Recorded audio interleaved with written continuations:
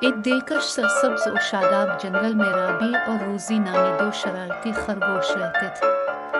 یہ دو بہترین دوست ہمیشہ کسی نہ کسی مہم جوئی کے لیے تیار رہتے تھے۔ ایک صبح انہوں نے جنگل کو تلاش کرنے اور اپنے دوستوں سے ملنے کا فیصلہ کیا جو ان سے بہت دور جنگل میں رہتے تھے۔ جیسے ہی رابی اور روزی جنگل میں کافی دور تک نکل آئے، انہیں اولیور نامی ایک عقلمند بوڑھا الو نظر آیا۔ اولیور اپنے وسیع علم کے لیے جانا جاتا تھا۔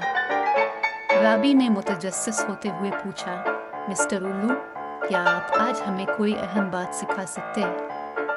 اولیور نے اپنی بڑی گول آنکھیں جھپکائیں اور جواب دیا، یقیناً میرے پیارے خرگوش، آج میں آپ کو جنگل کی اہمیت بتاؤں گا۔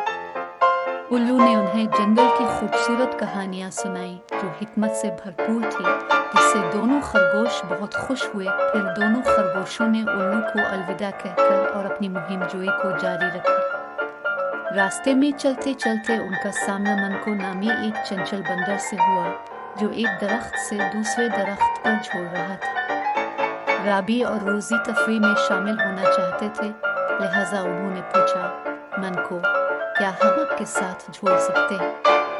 منکو نے ان کی طرف دیکھا اور کہا، ضرور، لیکن آپ کو ہنستے مسکراتے جھولنا ہوگا۔ رابی اور روزی نے منکو سے اشتراک کے بارے میں سیکھا۔ جب وہ بیلوں پر جھولتے ہوئے ایک دوسرے کو دیکھتے، قہقہے لگاتے اور ایک ساتھ جلوہ افروز ہوتے۔ منکو سے ملنے کے بعد انہوں نے اپنی مہم جوئی کو جاری رکھا۔ ان کی ملاقات نم نامی ایک سنجیدہ نظر آنے والے کچھوے سے ہوئی جو آہستہ آہستہ چل رہا تھا۔ رابی نے پوچھا، ٹمی، تم اتنی آہستہ کیوں چلتی ہو؟ نم نے جواب دیا، میں جنگل کی خوبصورتی سے لطف اندوز ہونے کے لیے اپنا وقت نکالتی ہوں۔ کبھی کبھی سست ہونا اور زندگی کی تعریف کرنا ضروری ہوتا ہے۔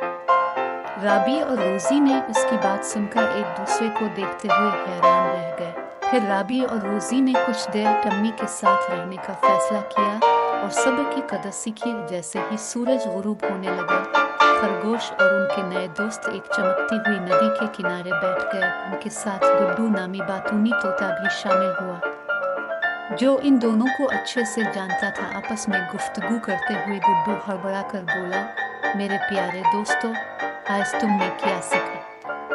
روبی اور روزی نے گڈو کے ساتھ اشتراک، صبر اور زندگی کی تعریف کرنے کے اسباق کے بارے میں بتایا۔ گڈو بہت متاثر ہوا اور کہنے لگا، دیکھو میرے دوستو، اگر آپ اپنے دل اور دماغ کو اس کے لیے کھولیں تو جنگل حکمت سے بھرا ہوا ہے۔